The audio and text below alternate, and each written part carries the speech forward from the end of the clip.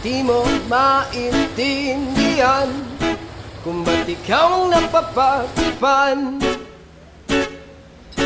ng halik ng kamalasan. Kinapang mong marahan ng hagdanan para lamang makidlatan sa kaitaas-taasan. Ngunit kaibigan, huwag ka magpapasindak. Kaibigan, easy lang saya. Dahil wala rin